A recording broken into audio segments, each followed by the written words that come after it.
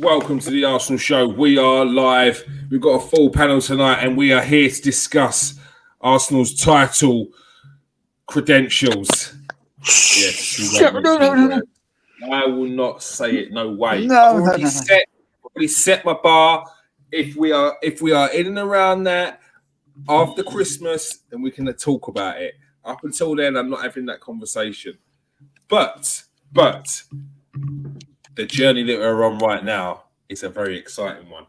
Arsenal, big 3-2 victory against one of the best teams in Europe, people. Yeah. Now, you can have it which way you want. You can pull out form. But before this game, it was a test.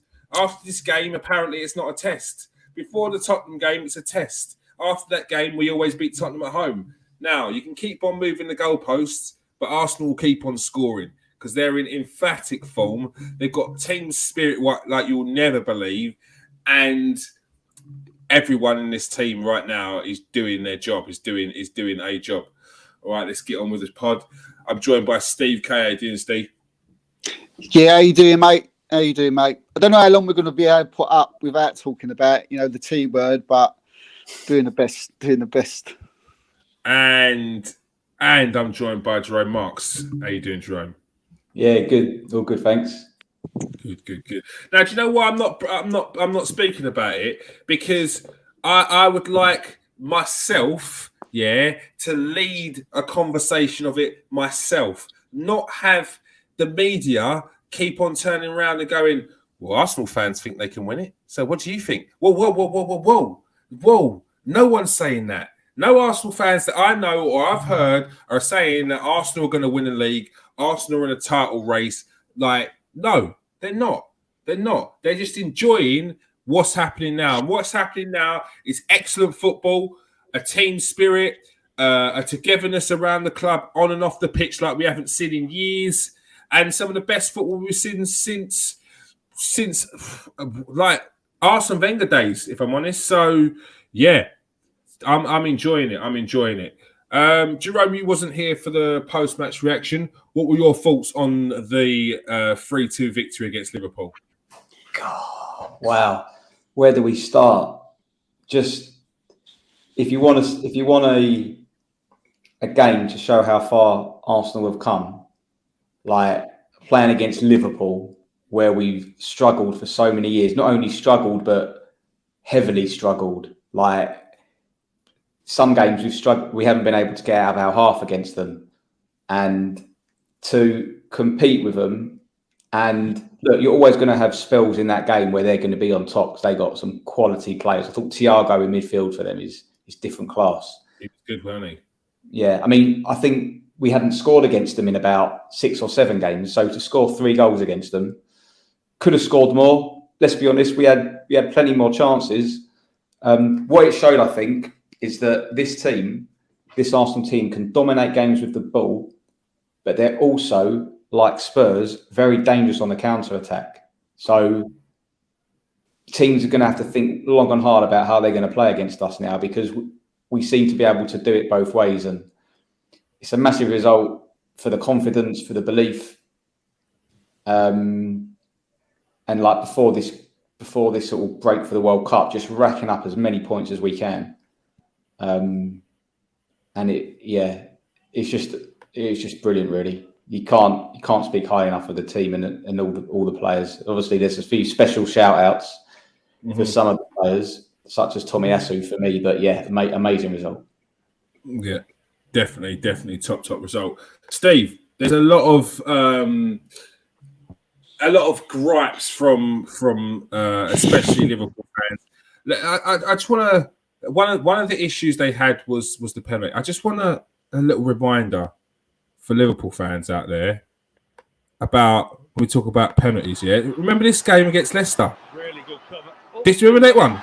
Oh, remember that one, people? Remember that? Yeah. Remember that? You remember that season? Liverpool got some of the most dubious decisions ever, and that was the season they didn't win the league as well. And that was the season where people were saying they want Liverpool to win the league so much, they're giving them decisions. And those decisions were happening week in, week out. Now, you can say Some you win, some you lose. They even themselves out. But that one the other day, no matter how soft it was a penalty. Now, you can say soft. Jurgen Klopp says soft. But for me, when you say soft, it just means it was a soft pen, but it was a pen. Now, did Thiago, as Jesus went to kick the ball, kick Jesus' calf, Steve? Yeah, well, yeah, of course it is. We've seen. I thought it was a penalty when in real play, and I've seen it back on replay many a times, and I still think it's a penalty. It was in the box. The ball was coming to him. He didn't need to go down. You know, he was in front of goal. You know, Jesus is one of these players who's, you know, he's not going to go down unnecessarily. Not in that area anyway. I mean, fair enough. You know, we all see the dark arts of football these days, and I'm actually quite one for it. I like to see my team, you know, do a bit of that. I think all teams need it, but you don't do it in the 6-yard box.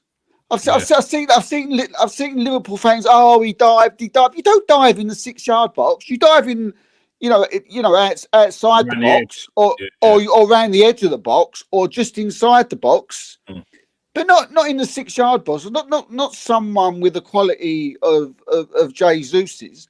I mean, I've never seen so many. I mean, if that was offside, what was the Núñez one? I mean, let's have a look at that. I mean, what are they talking about with that? I mean, I've watched that back, and I've heard all this, the second play, the third phase, and all this. I'm like, what? Yeah, but no, there's nothing. There's no talk of that. Nothing. Just a little bit. Oh yeah, when an offside, and then we move on. But to Arsenal, oh my God, you know, I've never seen such a debate on it. We've seen it on Sky all this morning. And the handball, I thought. To be fair, I thought most of the people's thoughts on the handball was the same. It was far too Gabriel. close. It was far too close. Well, of course it was. I mean, all that are saying, all that the Liverpool fans are saying is that a natural position? Well, the thing is, the ball's there, and he's like that. Like the trajectory and the distance between him and the ball and the pace it was struck at, it was far too close, was it not? Yeah, but yeah, it's far too close. I mean, there's nothing. There's no way you can move that body that quick. You know, it's impossible. We've all played the game. I've played it since I was 5 years old. Played it for 30 years in all sorts of levels. You know, you cannot get out of a ball out of the way of that. It's impossible. No, there's no way. And then, but I've also heard from Liverpool supporters that is the unnatural positioning, the unnatural position. I've heard it on Sky. I've heard Stephen Warner, in an unnatural position. I heard Dermot Silly Balls Gallagher saying, it was a bit unnatural. I'm surprised he didn't give it, because you give the Bowen one the other day. So I would assume that they was going to give that Gabriel one. Look, what is an unnatural position? You know, when you're in front of a player and a player's going to, and you're going to turn to sort of position yourself to block a ball or to get yourself body in front of it, straight away your hands go like that. So to me, don't walk around with your arms by your side, don't you? You don't go like this. You know, or put your hands behind your back. We've seen it, but I don't like that one. The natural thing is to jump up and you're doing this to, but no, I mean it's sour grapes from Liverpool. But we're used to that from Liverpool fans. We've had it over the years. Look, take one. You've beaten us enough times. You know, at the end of the day, I know it was close, but you know, the second half you got an hiding. And your top players wasn't even in the game. You got put in our defensive pockets. So yeah, just take it and move on, and you know, try and beat Man City the weekend, which you're not going to. Yeah, I think there was a lot of hopes from a lot of fans, not just Liverpool fans, that Arsenal's form right now was due to the fact that we played teams potentially that we should be beating, and they're basically seeing our form as false form, but they've not been watching us, and I feel like a lot of the comments And the standard digs that Arsenal are getting right now are from people that are not actually watching us play football and didn't watch us play football last season. So they haven't seen the progression from last season. They're seeing this now and they're like, oh, it's just a bit of form. It's just a bit of form. Well, it's not, because we've seen this since the previous season, the second half of the season. We had a blip with the first 3 games where we were missing a lot of the team. We got the team back, got in new players, had a very good first half of the season. Second half slowed down a bit, but overall I thought it was a good season. But because we didn't get in Champions League from the position we were, people saw that dip off as same old Arsenal, bottle jobs. But that had nothing to do with it. We lost Party, central midfielder, who, if we lost now, it changes the game. We lost Kieron, who at the time was our best left back. He's a very good left back, and the gap between him and Nuno Tavares is big. So it made a massive difference. And you couldn't pay. Well, we were paying Lacazette, and he weren't scoring, and we shipped out Aubameyang, and we get onto him in a bit. So again, like I said, can I just, before you move on to Jerome, maybe you can answer it. These are some of the comments that have come out over today, right? Can Arsenal do a Leicester? Are you taking the piss or what here? Can Arsenal do a Leicester? Can Arsenal do a Leicester? That was in the Telegraph by some dope, right? Who's probably never kicked a ball to save his life, right? Arsenal have won nothing yet. Yeah, you know, shock horror. It was only 9 games gone. Why is there someone who's been playing football in his life decided to come out? Wait, hold on a second, Arsenal fans are getting too excited. Hold on. That's because that last one. What was it again? Go back to the last one. Arsenal won Arsenal nothing fans yet. have done nothing yet. Again, that is someone that is trying to put Arsenal fans back in their place when there's no Arsenal fans out there that are saying any of this stuff. This is not coming from Arsenal fans saying Arsenal in a title race, Arsenal are going to win the league. This is coming from football influencers, other people online, and because Arsenal are Arsenal, they will talk about us. It don't matter whether they're Chelsea fans, Man United fans, Leicester, Newcastle, or Man City. They talk about Arsenal, and they talk about whether Arsenal can win the league. They are the ones on their channels that are talking about Arsenal winning the league. These are top. These are guys that like sorry, Jerome, and I want to like, and also Arsenal fans are getting excited, right? Yeah, maybe the guys outside on AFTV who get a bit carried away. They do a bit, but 90% of the Arsenal fans don't. Even the kids might be getting excited, but they're kids. The World Cup. Who cares if they're getting excited? This is a part of it. Like, I can't understand yet, and this is what I don't get. Yeah, why are people trying to suck the joy out of football? Why is it a case of if you're not first, you're last? If you ain't won it now, you ain't won nothing. And if you ain't like in the final week fighting for the title with 1 point clear, then you should never even be having a conversation about a title challenge or title race. Like, it's nonsense. People hate to see other people's joy. It's shameful. It's shameful. Jerome, I know you're down there. Don't worry, I've not missed you. I'm sure. I ain't finished yet. Go on, Steve. I'll get my question. No, just the World Cup, Jerome. It's another thing. You know, I'll put this to you as well, Jerome, mate. The World Cup. Oh, what the World Cup's coming up. You know, Arsenal got to deal with that.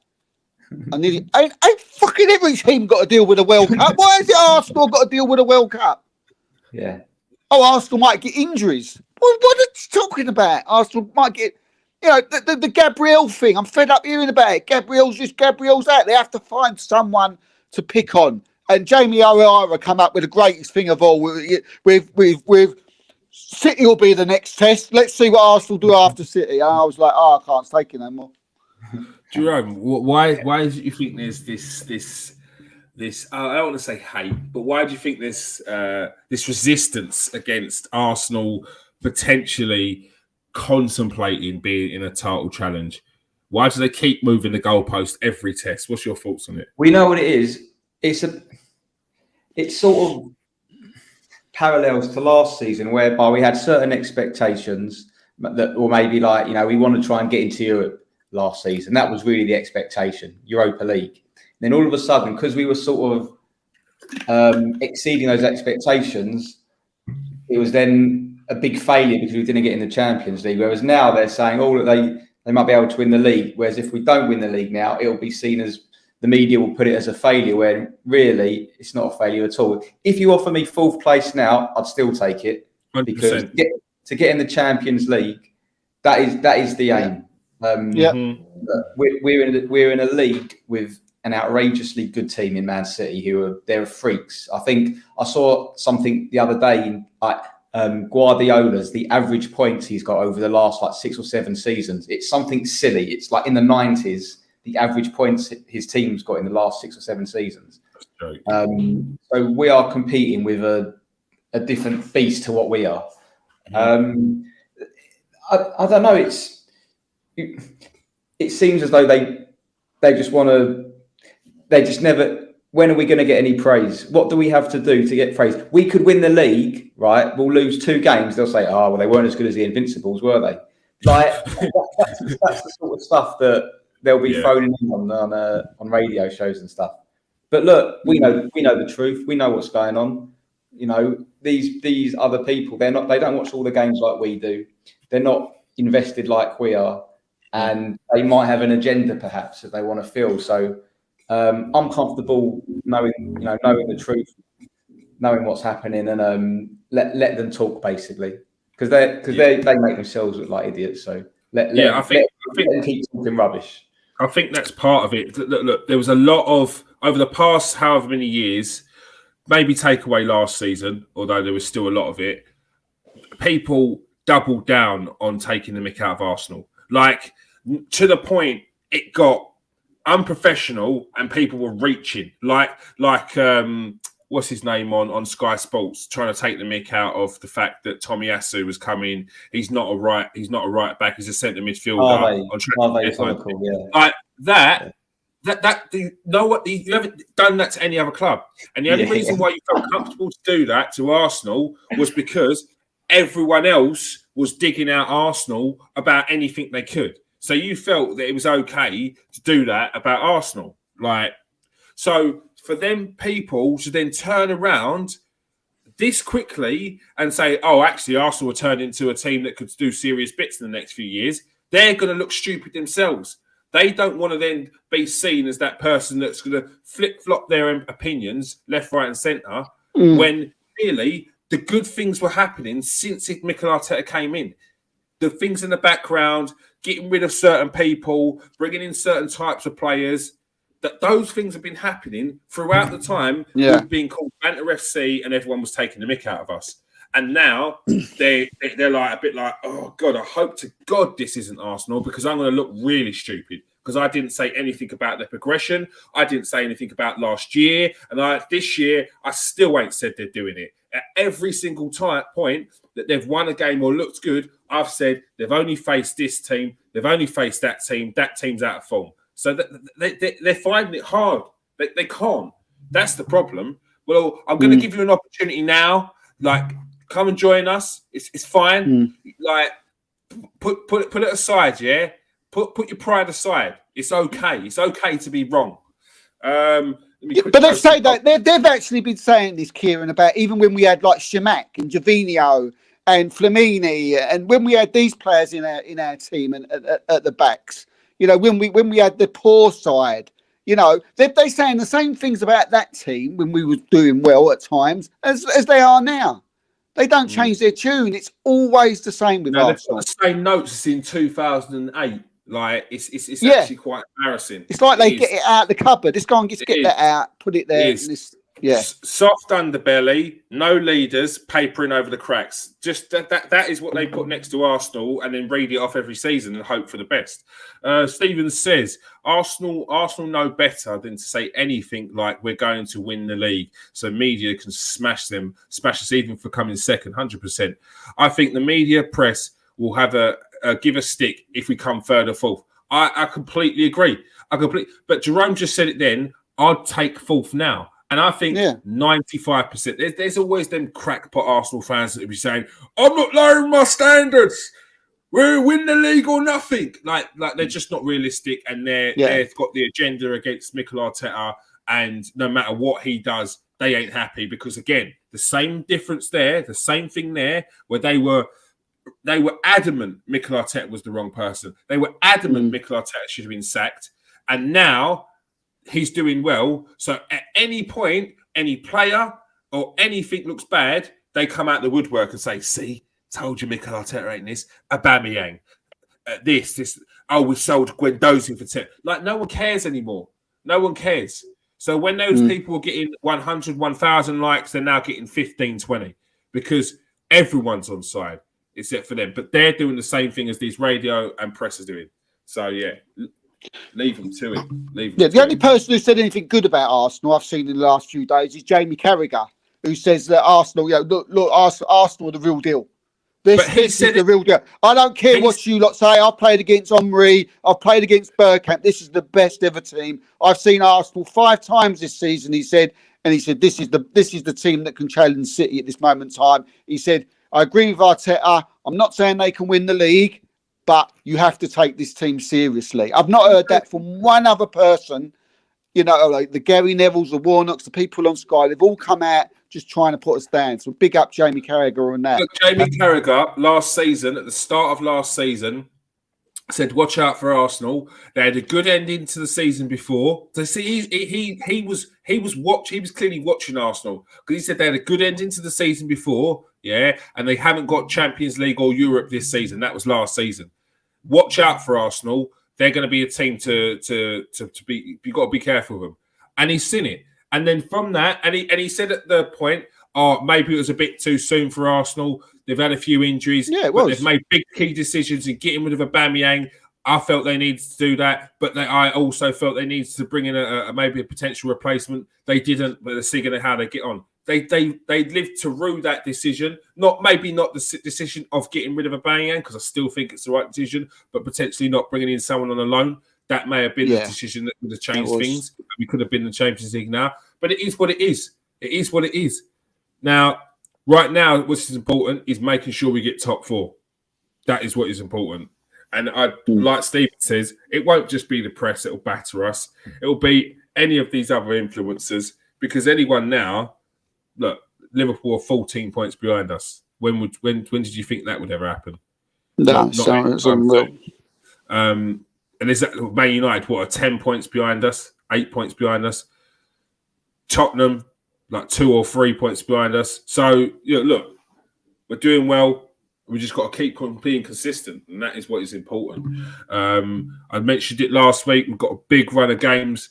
Who we got? We've got a nice run of games coming up. We should potentially win all of them coming up to. So, Jerome, we've got Leeds next. Then we've got second leg of the thingy? Yes, second leg. So we've got Leeds next on Sunday. We've got PSV. We've got Southampton. PSV again. Nottingham Forest. Zurich. Chelsea away. Brighton. And Wolves. Bring that game on.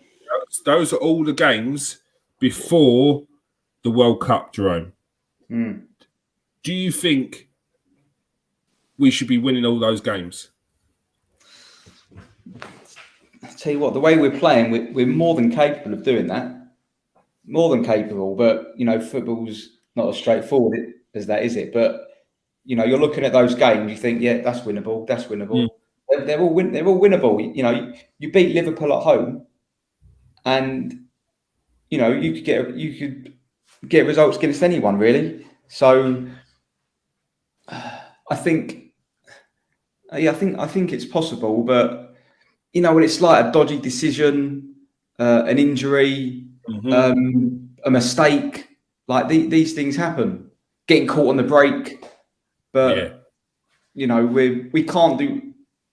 The team can't have given us any more confidence than what they've given us, basically. Yeah. Do you think, Steve, the team have been making their own luck, though? I know Jerome says you need luck, but does it feel like this team even in adversity, would do everything to come through it. Yeah, I mean, you've seen teams in the past, Man City's, even like when they've won titles, Chelsea's recently, Liverpool's recently. How many times have you watched the game and you think, oh, how'd they get away with that? Oh, they got that goal, that bounce off the thing. Oh, they got the last penalty, and they're like, yeah, we've had luck, but you make your own luck. Good sides make their own luck.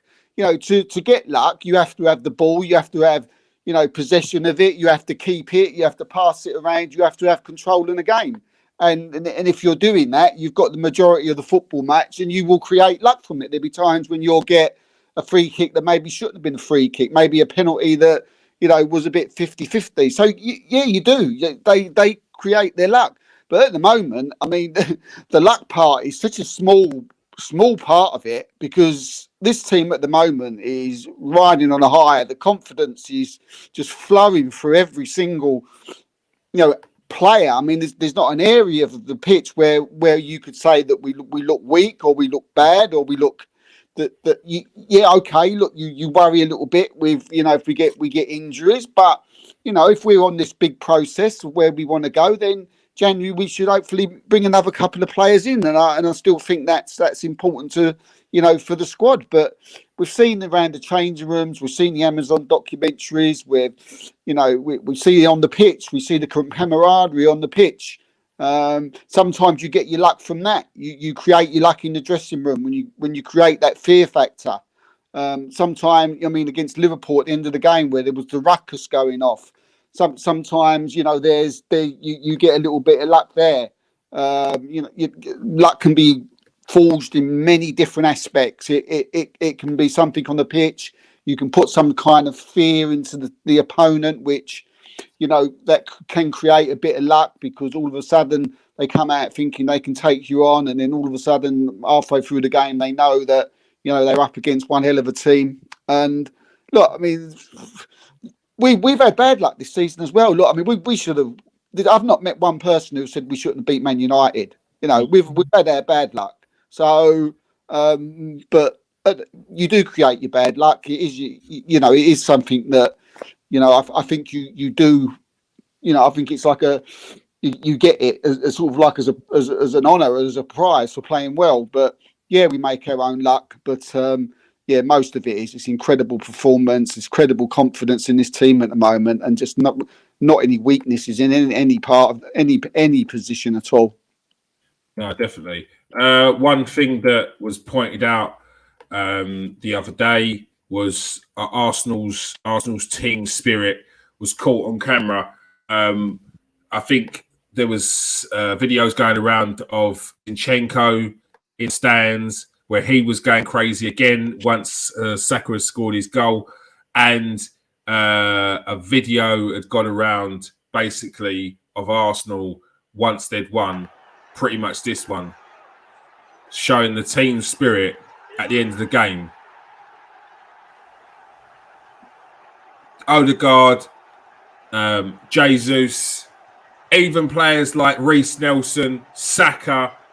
It's this sort of team spirit which is going to help Arsenal potentially in those tough moments, and most importantly, which has been a big change, is the crowd. I know you've both been down this season, Jerome. You've been down recently as well. How much of a big difference is that crowd been, Steve, since, and how much of a difference does it make? Oh, I mean, I've never seen anything like it. I've never known anything like it. I only can go back. I mean, Jerome will know, you'll know, when the closest I can get is to the Ivory days. I mean, I think it beats that. I mean, at the beginning of the game, when even when you're just walking down the street, when you're going to the ground, I mean, on the tube stations, I mean, the singing starts from as soon as you get in the tube station, and it's, you feel like you're amongst your friends again. I used to go down there a season ago, and you used to be on the tube, you walked to the ground, and you just felt that, you didn't want to be there, or, there wasn't that camaraderie with the people behind you. Now you're walking around towards the ground, and you feel like everybody's your mate. You really do feel like that. You've got this. You feel like it's your friend. If someone bashes you in the back and knocks your burger out your hand, you'll turn around if it's got an Arsenal scarf on, you go, "No, don't worry, mate, you're all right." That type of thing. But yeah, I mean, it's incredible. But again, this is. I think we can only go down to one man. It's Mikel Arteta. He's done this. He's the man that's done this. The guys, people who wanted him to sack, wanted him out. I still don't know where this came from. I've never wanted him out. I've never wanted him to get the sack. I've always known that this is what he wanted to build. You don't get be schooled or learn your trade under people like Wenger and Pep.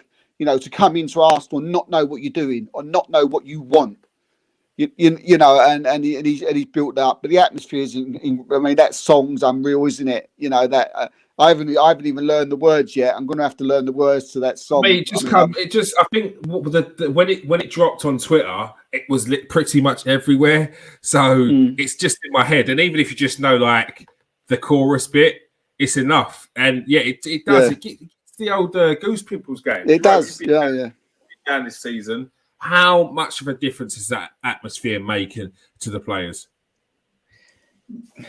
I'll tell you something that is very new. That I don't even think it's new. I think it's never ever happened. Is that we always talk about the Invincibles and that team, and when we used to in the games in that season, when we used to concede goals at home, the Arsenal fans never used to start cheering and backing the team. That is brand spanking new. That never. I don't know anywhere in the world where that happens, where you can see the goal and the whole stadium they sort of see it as an insult. Yeah. They put their emotions to the side and they think with their brain, right? What's gonna help the team better? Is it better if I boo the team, or is it better if I really try and get behind them? And that's what's happened. And what I think has played a part in this, 100% Arteta. I think maybe not consciously, but I think the documentary's played a part in it. I think showing the players, the public and supporters getting to know Arteta a bit more and feeling that they know him a bit better and they can maybe relate to him and they can understand the message that he's trying to get across. I think that has helped. That has helped it. And if that continues from now to the end of the season with that type of support, the atmosphere that's generated before the game, when we score the goals, all the players getting together. It's amazing. And it's not only us that notices it. Like other pundits have said it. You've seen them on TV say it. They haven't seen this before. Yeah. So, I mean, I never had the experience of being like a player in a stadium and feeling what it felt to play at home with that support. But I'd love to ask a player what it's like. Like Nathan obviously knows. Like it must give you such a boost. It'd be interesting to hear from players that have been there before Arteta came to players that are playing now. Like a holding. Yeah, because they will know a big. And to be fair, Holding would have witnessed it at our best points when we won the FA Cup, low points under Wenger when crowds got a bit nasty. He would have seen the whole range of it through Emery. So yeah, I mean, let's try and get an interview with Rob Holding because he's got all the answers. Got a lot of time for Rob Holding, especially after seeing that documentary, mate. He's so important to have around the team. Players like Rob Holding, and players like El Neni. But Rob Holding's a bit different because he's got that sort of, I don't know, that English banter. Which you need, you have to have. Like if we was in Egypt, that it would be an Egyptian banter. But he's in England, so you had to have that home banter, and Rob Holding brings that. But don't you think, Keith, we've got so many of them? Well. Don't you think we've got like so many players now who don't get, who are not starters, who are either on the bench or playing in Europa League games or really are not getting the game at all? But you see him on the bench, you see him on the videos on YouTube talking at the training ground. You see big smiles in them faces. You see him, that is just so, like you just said, it's so important. Like the attitude. We spoke about it after the post-match kiss. We spoke about Kieron Tierney. I mean, I know we ain't seen a lot of him, but I think this is the best I've ever seen him play.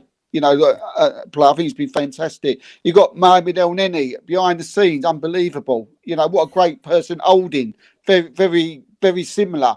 And I mean, and Tommy Ashew, again, you said it. He never moans. He don't moan, mate. That I will go far as that performance against Liverpool was the best left back performance that we've had this season, and we've had some bloody good ones, right, from Zinchenko and Tierney. But that left back performance from Tommy Ashew against Liverpool was the best out of any game that I've seen this season. I thought he was absolutely outstanding.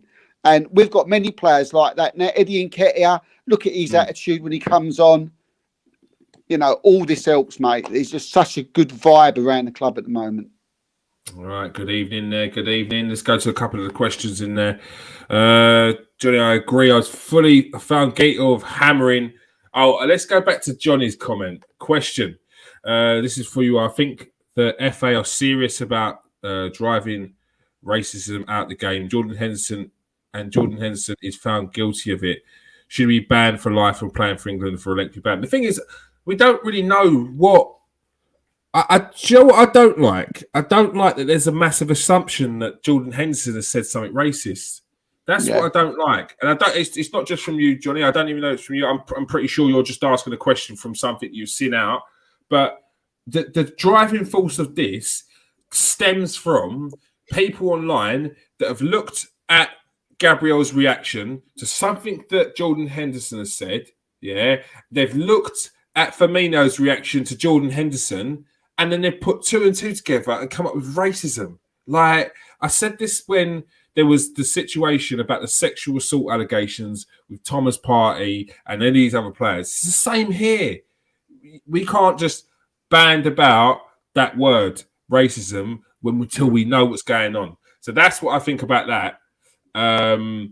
If it is the case, yeah, but like I from my experiences, from their reactions, I don't think something racist was said. Something harsh may have been said, but from their reactions, nothing racism was said. Look, obviously, like you said, we don't know, but I would be so surprised if Jordan Henderson has said something racist. Like that is. Yeah, I just look. You don't know what goes. It seems would be well out of character from the black person he comes across as.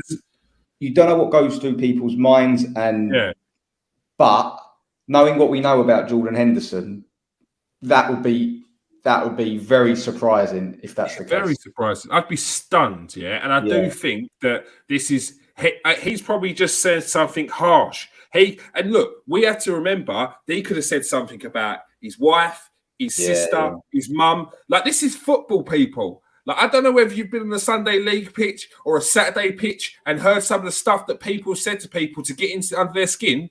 And it doesn't have to be anything racist or homophobic or anything like that. It's people talk savagery. Like, the football pitch is a cesspit sometimes. Like, it's a bad place. So, and some cultures will we like, what the hell have you said that for? When they've said something about someone's mum, somene's sister, like it could happen. So you will get that reaction. So I personally don't think it's anything to do with race. I echo what you both say. You can't comment on it really until you know what exactly was said. Will we ever know? I don't know. It was obviously something quite serious because the referees obviously told the managers what it was. Yeah. And Klopp refused to speak about it in the press conference when he was asked, what did he say? He said, can you tell us? And he went, no, I can't. So something's gone on. He said something. I agree. I don't think it's racism. Yes, Jordan Henderson lost his rag because he got run ragged. He got taught a lesson in that second half, and he was losing it a little bit. And I just think he probably just, like you said something out of character. Yes, Johnny. Look, if he did and it's proven, then they should make an example of him and throw the book at him. But we, as I said, like the Thomas Partey thing, we're not here to judge until proven guilty. So that's what I think anyway. Steven says, I don't get how Spurs aren't getting any stick from the media or press. They talked about being title challenges that they're not playing well, scrapping results, and they're praised for winning badly. Yeah, no, that's one thing that Arsenal won't get praised for is winning badly. The sign of a champion is winning badly until Arsenal do it. Like that one kills me. Spurs, I think it's the same situation, like the opposite to Arsenal.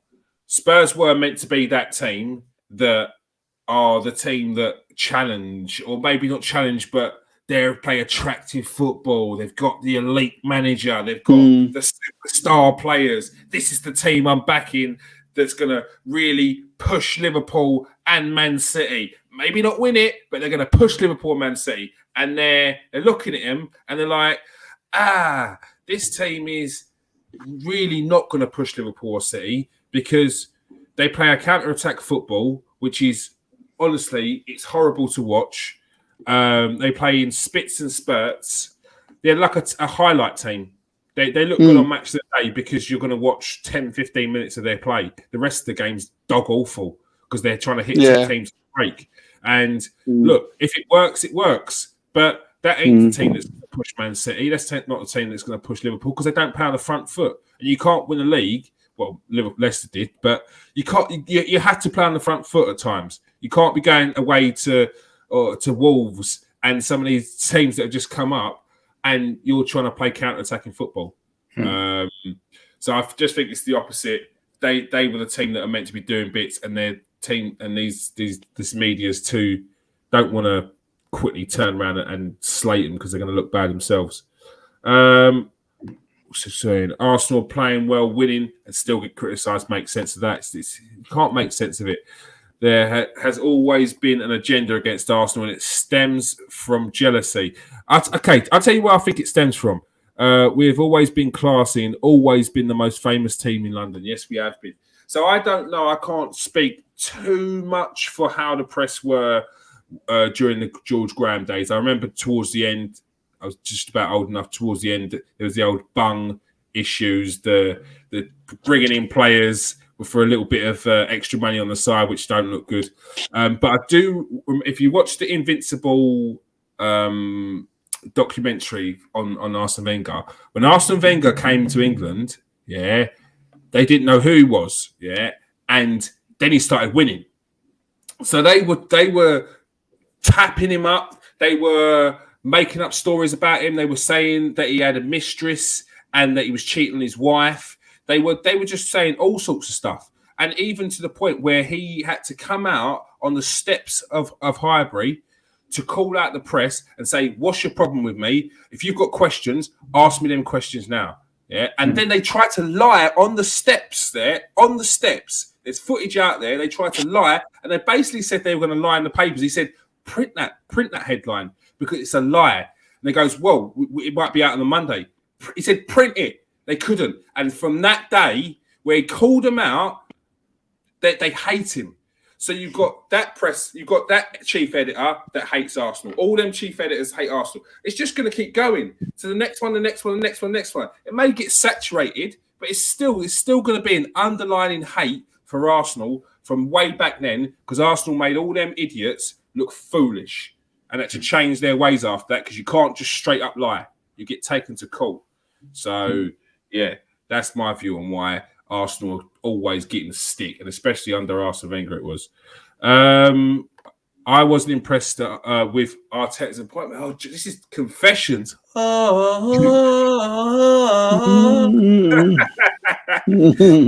Johnny.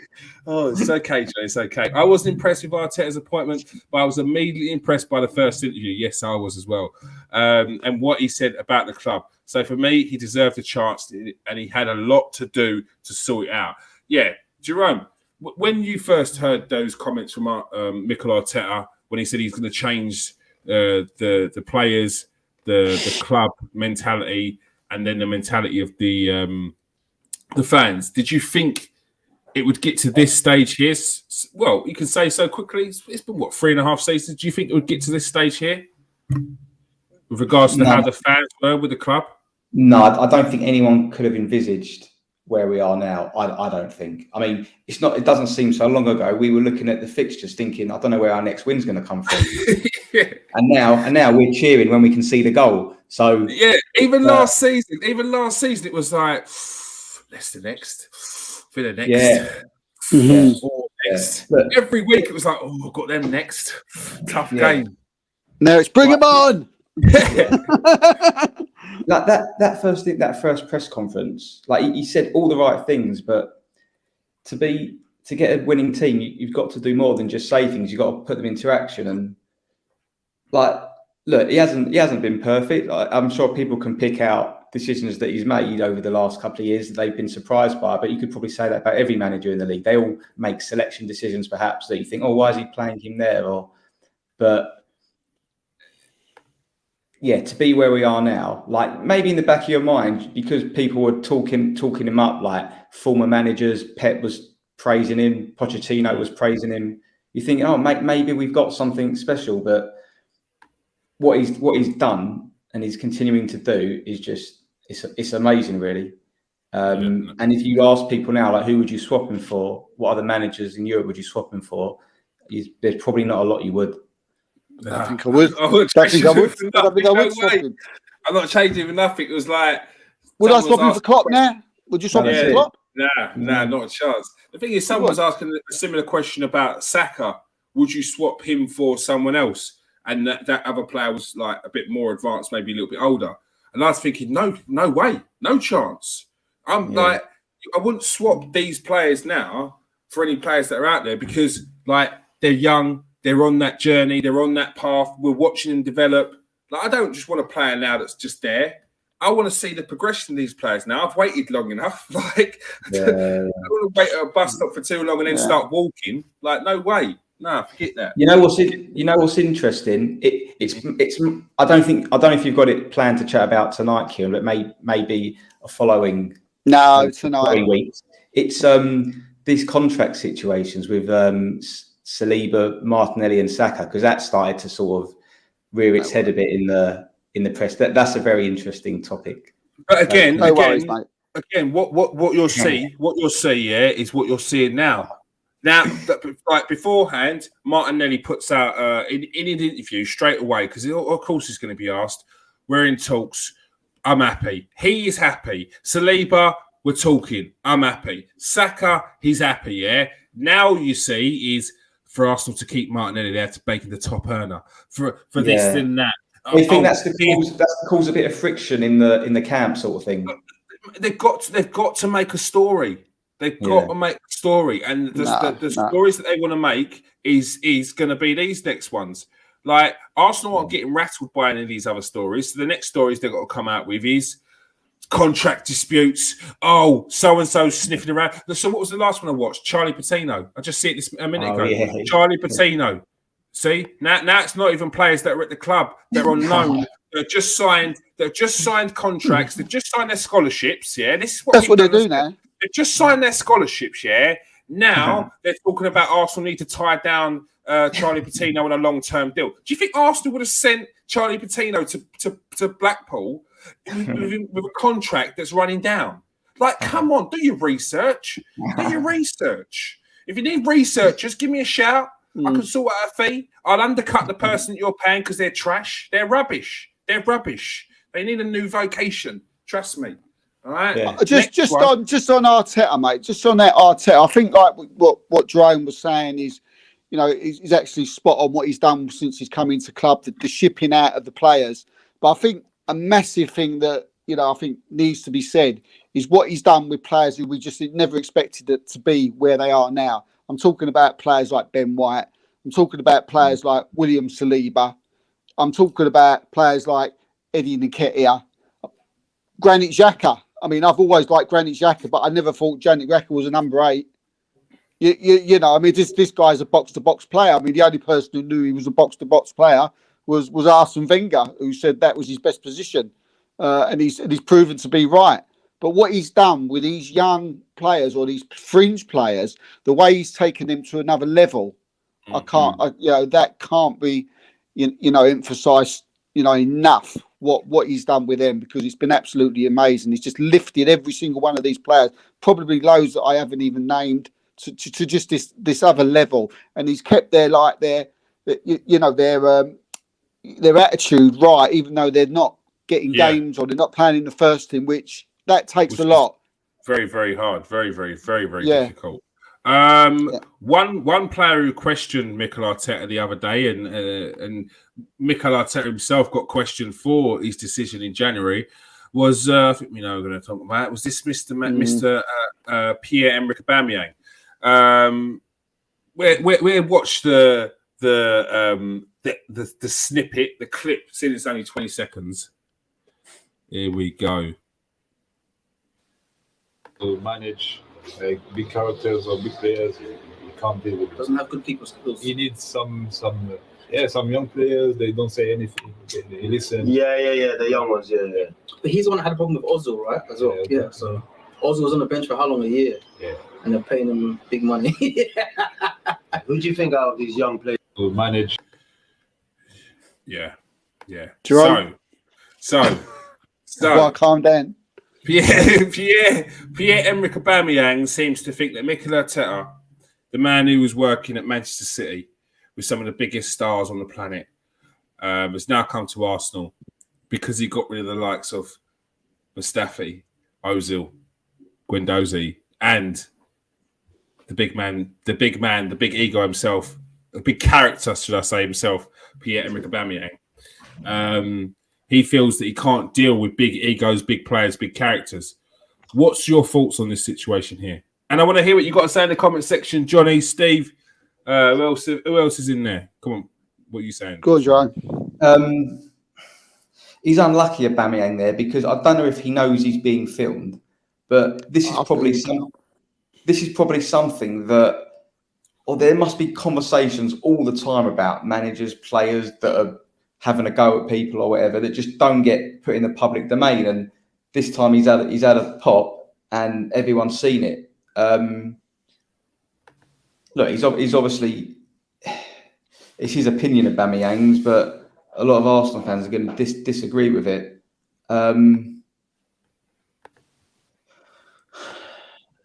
He said he can only really manage like kids that don't like say anything to him, that don't sort of answer back. But no, he's wrong, isn't he?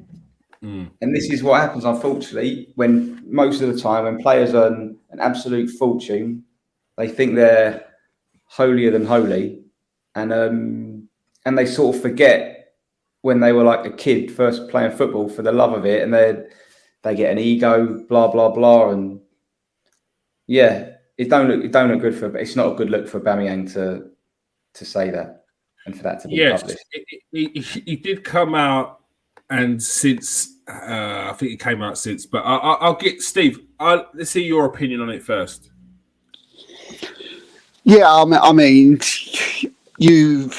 I think he knew he was being filmed. I have no doubt about it, because as much as I loved Aubameyang as a player when he was at Arsenal, this is the type of thing he would have done.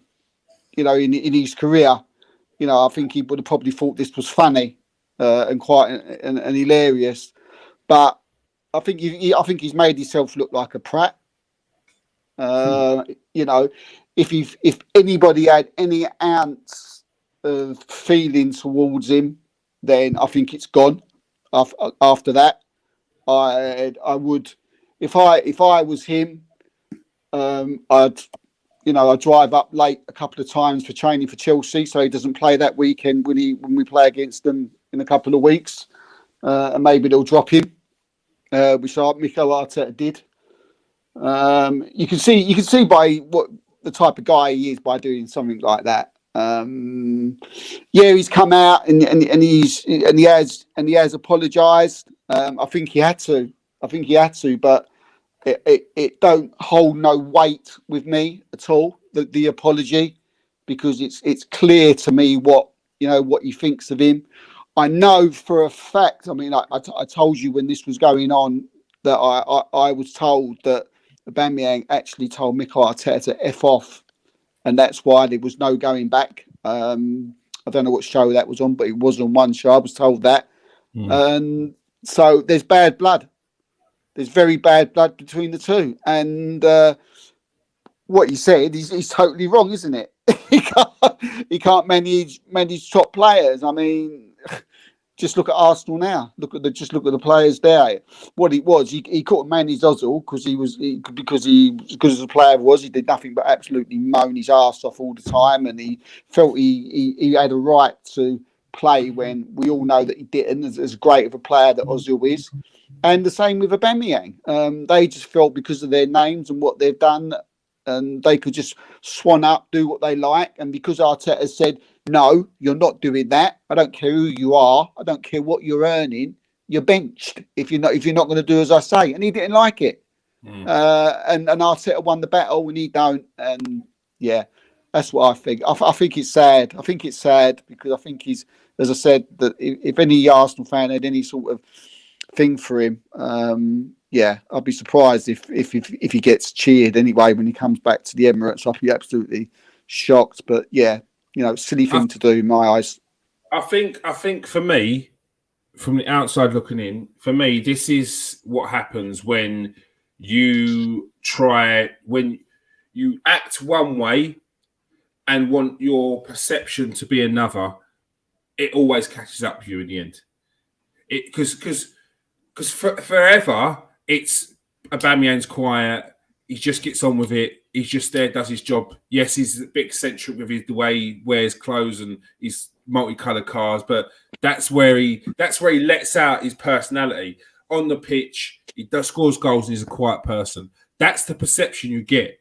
So when you hear any sort of push against that, people are questioning, how could this person have an issue with him? He's just a quiet guy.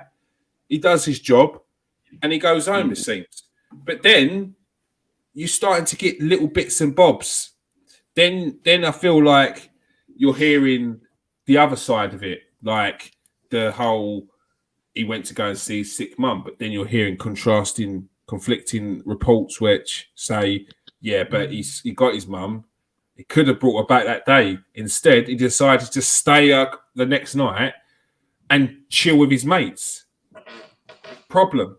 We're in a pandemic. We're in COVID times. So forget the quiet man. How about your responsibilities as a captain? Now we're going to judge you on that. When you turn up late to a North London derby, you turn up late to training multiple times. You turn up late to other matches. You get in this situation with the whole COVID situation in France. Do you know what? We're not in good form. You're not in good form, and you ain't been in good form since you signed that contract, mate. I was just about to say that. You need to look at yourself. That's where it got to that stage. You need to look at yourself. Then you start to see things like this. Then you get the whole people, not me, but there's people out there who thought he'd never have gone Chelsea. Well, we saw from the time that he was looking to sign his contract, the whole stories about, I always promised my granddad that I would play for Real Madrid one day, and if that opportunity came up, we couldn't turn it down. So for the certain section of Arsenal fans, it was, if Aubameyang gets the opportunity to go Real Madrid, we can't let him not go. Like, yeah, like it's for his granddad. Okay, cool. But then the next thing, it's you're hearing rumours about Barcelona and Chelsea, and you're like, well, that's not part of it. So you ignore that. Well, lo and behold, the two clubs that he's gone to since are the two clubs he was always getting rumoured to go to in and around the time of his contract. So now that's ringing true that there was fuel to that fire as well. So you just add it all up together, and you're starting to see the other side of this Aubameyang character who, when Arsenal were going through their worst times, still felt the need to hang around and on camera divide the fan base by being seen with certain people that we didn't feel that it was right as Arsenal captain. Like, you can have friendships with anyone you want, but when you put it on camera and it's that kind of thing there, and it's someone who's divisive for the fan base, you just got to think about it a little bit more, because it's not just about you; it's about the club now. And if you're not willing to sacrifice those certain things, then you shouldn't be captain. And Mikel Arteta's right in the end, and he shouldn't be captain. He should never have been captain of Arsenal. So, yeah. That's my thoughts. Let me go for a couple of these comments before we finish the show. What's he saying there? I'm totally in love with Arteta now. The fact that, in fact, I'd spoon his foot. Jesus Christ, Johnny. Calm down, Johnny. Calm down. Mate. You're married. Attitude of everyone involved in the club, the players, the staff, the fans, 100 times better. And that's why I think Arteta's on the right path for everyone has got the right attitude. Yes. Where we going there? We're going there. She's saying, thanks, Abba, for the FA Cup wins, but can't handle the players with character or people keep on turning up late. Yeah, that's the thing. I like the way he talks about character. Yeah, I saw him on that documentary. I see him speak twice or once. The one time I see him speak out was when he was taking the mick out of Mikel Arteta's team talk. Like we'd won the game, and he was like, and look, Mikel Arteta took it well. Everyone laughed, but it was like, bruv, that's the only thing I've seen you say, and it's to take the piss. Like no other input. The Tottenham game, sitting there, headphones on, nothing. Like, okay, I get you need to get in the zone, yeah, but I didn't see one sort of, we're up for this today, boys. Like, when I'm playing my local team, because you all have derbies at whatever level you play at, you play your local team, you walk in, it's a different game. It's a different game. It's a derby day. It's a derby day. It's not headphones on day, concentrate on my game. Everyone's getting hyped up for it. It's a different game. It's a different. There's got to be something said about that. There's no way I don't think that he could have played this type of football anyway under Arteta. He couldn't have played his system. There's no way he could have played this. Johnny's already said it in the comments there about the pressing game. Can you see him doing what Jesus is doing? No, but no he chance. He tried. And what happened when he was trying the pressing game? He had to sacrifice on his goals. Because he was breathing out of his arse by the time he got by the goal, and he couldn't hit a barn door. It's going left, right, and centre, clearing off the line, all sorts of nonsense. Like he could not play the pressing game. He hasn't got the energy for it. Barcelona, he do what he does for 6 months at a time. Chelsea, he'd do the same thing at Chelsea. He'd do it for 6 months. It's all well and good doing these things for 6 months. You get excited, something new. Way, give it 2 years, and do you think Chelsea? Right, yeah. Chelsea are trying to get rid of him 100%. But exactly, mate. 100%. They're not going to turn around and be like, "Oh, we want rid." They're going to be like, "No, we're happy with him. We're well happy with him. Look, he's doing the bits." Well, why am I That's seeing? What Barcelona said. Exactly. Why am I already seeing rumours that PSG? Why am I already seeing rumours of other clubs around Europe? Because he's on his way out. It's the same thing again. Just saying. Do you think it's possible Arsenal caught wind of this interview like Ashley Cole? Nah, this interview, if I'm honest, this interview was done when he signed for Barcelona, weren't it? So I don't think it was that case. But yeah, no, I honestly, I think Arsenal don't care. I think they wash their hands. And look, Arteta's been vindicated completely for the decision that he made. And let's anyone that's watched that documentary, you know that was Arteta's decision against everyone. That first and foremost, they said it there.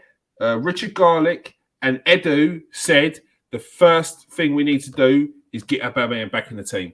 That's the first and foremost. Get Aubameyang back in the team. And Mikel Arteta said, "No, mate, no." And that's a solid decision. That is a strong decision because you can understand you're getting pushback from the people at the top. They're saying, "Look, we've got to try and integrate him back into the squad," and you're like, "Nah, look at the team. We're winning. I'd rather not have him in the team." And you're left with one striker, and that striker's his mate. So, yeah, a big decision from Mikel Arteta, and it was definitely the right one. So, Steve, you're muted. You're muted. All right, before Steve comes back on, press that like and subscribe, people. We will. Steve, like Jerry Springer, will have his final thought on this one. Where is he? Is he still there? I'm just pulling up the Arsenal fixtures. So we've got big games coming up soon. We've got Leeds. Leeds is on Sunday. Jerome, what's your thoughts on the Leeds game quickly before we go? We had a very good result against them last season away, and I think they're playing all right this season. Leeds, I think they've improved, but hopefully we'll just have too much for them. So I think Leeds is a team we've got one over. They like to play open football, expansive football. Jesse Marsh is a decent manager, but like I'm expecting we should be getting 3 points from them, and then Southampton and PSV. Steve is back. He's back. Can you hear me? Final thoughts, Steve. Final thoughts. Final thoughts. Yeah, I was going to ask Jerome who he thought was his man. I'd be interested to see who his man of the match was from the Liverpool game. That was it. But going on from the Leeds game, I think we should win that. I think Leeds playing well, but we should come away with 3 points. Jerome, who was your man of the match the other day? God, I think it's. There's a few of them, aren't there? But I knew I'd get this. If I had to pick one, I think Martinelli. Yeah. I didn't think you was going to say him, actually. You know why I said it? I just want to give a big shout out because he deserves one, because I've still heard nothing about his performance at Thomas Partey. Thought he was absolutely outstanding against Liverpool. Yeah, it's the second half. Do you know what it is? I think people, because I said the same thing, and I finished it off with, much better, like unbelievable in the second half. And people were like, I agree. And I think it's that second half thing, because in his first half, it weren't that he played bad, he was just quiet. But I think he was just doing a job. Like, he was just doing an important job. Yeah. And that's the thing. That, like, these DMs will just get dismissed because they're doing a job, which is win that ball back and pass it off. It wasn't too much expensive passing in the first half from Thomas Partey, but he just won the ball back and got on with it. I think he's the best number 6 in the league. I genuinely believe he's the best number 6 in the league. I know other teams from other clubs will certainly shout out Alcantara and Casemiro, but for me, I wouldn't change him for any of them. Alcantara's not a Thomas Partey. I'd have him playing with him, but I'm not having him as. He might wear the number 6, but I'm not having him as a better number 6 than Thomas Partey. No way. No way. Casemiro? I not even seen him play. We played when he played yesterday or the other day. Who did they play the other day? Everton. He played well with it. He did well. It's a horrible game. Yeah, but right, let's see that a full season. I don't want to hear nothing about Casemiro one game. Did you see that pass in the 45th minute? Like, no one cares about that. No one cares about that. Right, sit down. Geese was overtaken by Scott McTominay for 4 games. Do me a favour. All right.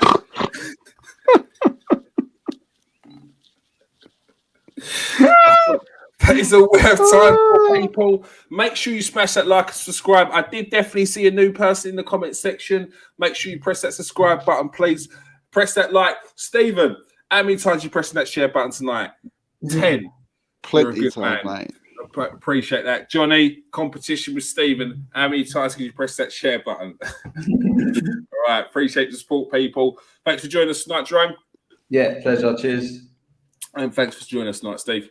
Yeah, brilliant, mate. Enjoyed tonight. Great show tonight. Love it. All right. Peace out, people. Stay safe and wash your hands.